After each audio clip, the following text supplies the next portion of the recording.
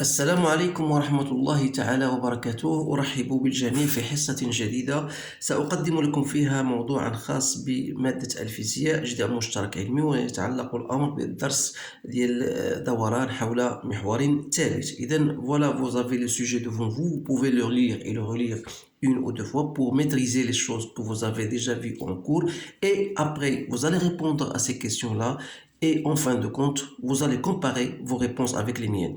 Donc voilà, vous avez une barre homogène AB de masse 160 kg, pardon. Il repose par son extrémité P sur un mur vertical. Voilà le mur vertical. Le contact avec le mur au point B se fait avec frottement. Voilà. Ça, c'est une chose très intéressante. Donc, la barre est maintenue en équilibre par son extrémité A grâce à un câble de masse négligeable fixé au mur en haut. Alors, on donne OB égale à 2A et on va donner G égale à 10 newtons par kilogramme. La première question, faire le bilan des forces qui s'exercent sur la barre, déterminer les caractéristiques de chaque force. En utilisant le théorème des moments, déterminer l'intensité de la force exercée par le câble. Et la dernière question, en utilisant la méthode graphique, déterminer l'intensité de la force exercée par le mur sur la barre. Donc voilà les questions. Donc essayez de stopper la vidéo et répondre à ces questions. Donc en ce qui me concerne, je vais directement entrer pour vous répondre à ces questions-là l'une après l'autre. Alors pour la première question, faire le bilan des forces. Donc هذا السؤال يتعلق بجرد القوى المطبقة على الساق AB. Donc qu'est-ce qu'on va répondre? On va dire que les forces exercées bien sûr sur la barre sont. Donc premièrement, il y a le poids. Donc le poids de la barre que je vais la caractériser par la force P. Donc vous avez la tension du fil ou bien la tension du câble. Donc je vais le représenter par la force T. Il y a en fin de compte la réaction du mur au point B. Donc je vais le caractériser par la réaction R. Donc vous avez trois forces et vous savez bien sûr que les trois forces doivent bien sûr être concurrentes, c'est-à-dire ils se coupent en un point bien déterminé. Alors on va bien sûr représenter ces forces pour faciliter la tâche. Donc vous avez bien sûr le poids, donc on doit choisir le centre de la barre G. Donc on va représenter le poids par un vecteur, voilà, donc qui est vertical, voilà le poids. Donc n'oubliez pas que les trois forces, on dit que vous avez qu'elles sont concurrentes. Donc il y a la force exercée par le câble, donc voilà, je le note T. Et en fin de compte, vous savez que ces trois forces doivent se couper en un seul point. Donc c'est-à-dire que la réaction R va nécessairement passer par le point, ce point-là. Donc voilà la réaction R. Donc si pour l'utilisation des moments, je vais choisir un sens, par exemple choisir le sens positif là-bas. Donc comment on va déterminer les caractéristiques de chaque force? Je vais vous répondre ça d'une façon orale. En ce qui concerne la tension du câble, vous savez que le point d'application c'est A, la direction elle est perpendiculaire au mur, le sens de A vers O, et on va bien sûr chercher l'intensité de cette T en appliquant le théorème du moment. Alors, il en est de même pour le poids. Donc le poids, la pointe d'application c'est G, c'est le milieu de la barre, et la direction toujours verticale, le sens vers le bas. En ce qui concerne la réaction R, vous remarquez bien sûr que le point d'application c'est le point B, donc la direction est verticale mais orientée, inclinée un petit peu, donc le sens de B vers, si je choisis un autre point, je peux noter maintenant B', et la réaction bien sûr on va la déterminer par la suite. Alors en ce qui concerne la question de comment on va appliquer le théorème des moments pour déterminer l'intensité de la force. Alors vous savez que la somme des moments de toutes les forces égale à 0. Donc on va appliquer le théorème en un point où se fait la rotation, c'est-à-dire au point B. Donc, on a le moment du point P plus le moment du T, point B, plus le moment de la force R au point B.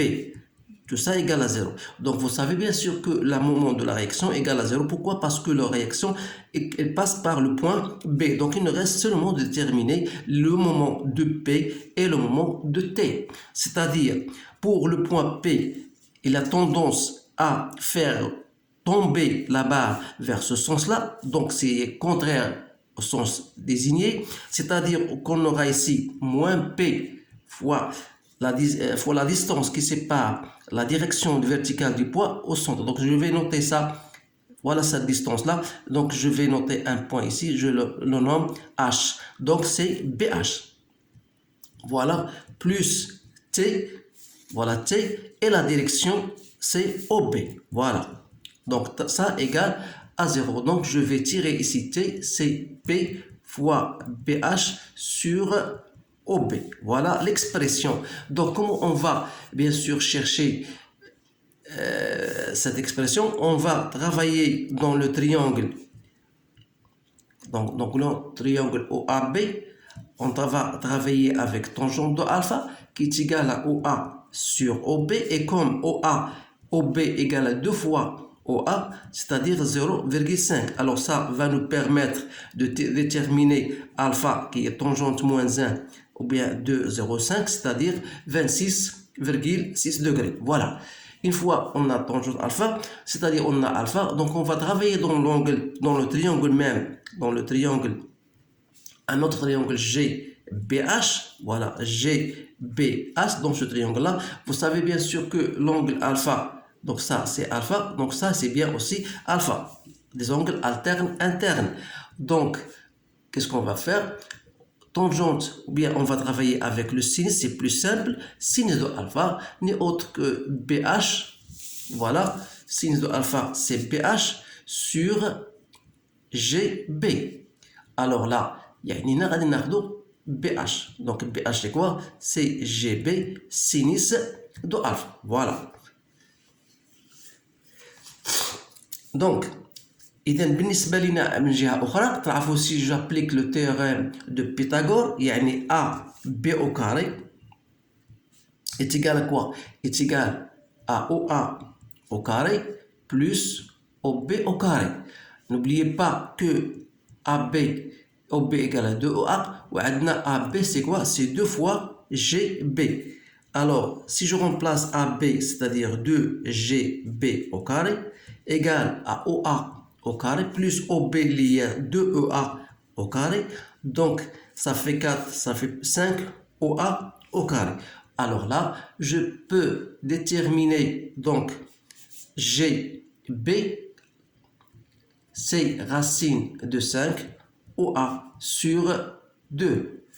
Et par conséquent, BH n'est autre que racine de 5 OA sinus de alpha sur 2. Donc, on a déterminé pH. Alors, il suffit de remplacer dans l'expression de T.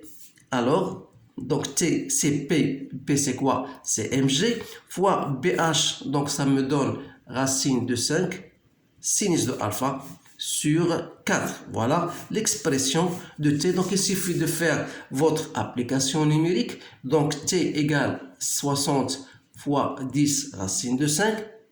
Sinus de alpha qu'on a déjà trouvé 26,6 et que je divise par 4, donc je trouve 150 newtons.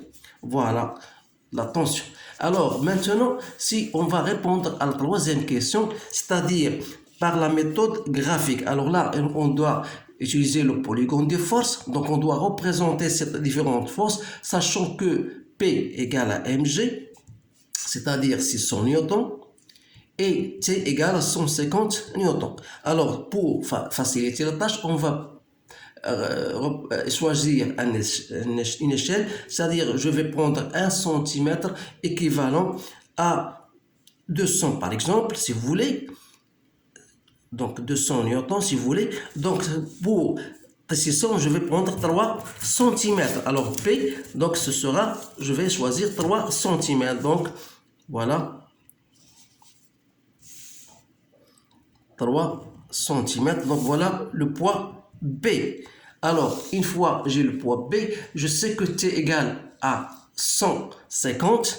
Donc, pour 150 newtons, donc quel sera X? Donc, X c'est quoi? C'est 150 que je divise par 2 de 100, c'est-à-dire 15 divisé par 2, c'est 7,5.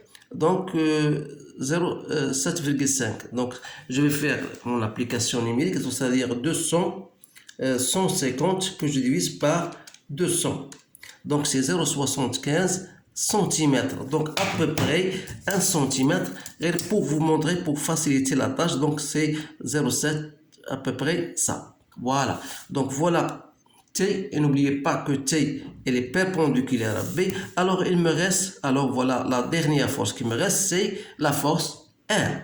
Alors, en mesurant bien sûr TR, bien sûr, par la règle, et en appliquant l'échelle que j'ai, alors il suffit de mesurer ça, cette distance-là, qui est à peu près, si vous voulez, 3 cm, ce qui prouve que 3, quelque chose, donc j'ai R à peu près 610 ou bien 620 newtons. Voilà votre intensité de la réaction. إذا هذا تختار دائما هذه التمارين لأنها تعتمد على الشكل أو المضلع ديال القوى اللي تعرفوا بأنه دائما خاصو يكون مغلق، ونطبق أحيانا تيوريم دو بيثاغور أو نطبق عادة هذه طريقة لتحديد شدة أحد القوى. إذا هذا هو التمرين. أتمنى أن يروقكم هذا التفسير، وسأطرح بعض التمارين المماثلة، وحتى اللي بغى يدخل القناة يمشي ديريكتومون ما بلاي ليست غيشوف مجموعة من التمارين المشابهة لهذا. إذا أشكركم على انتباهكم، أتمنى لكم حظا سعيدا، والسلام عليكم ورحمة الله تعالى وبركاته.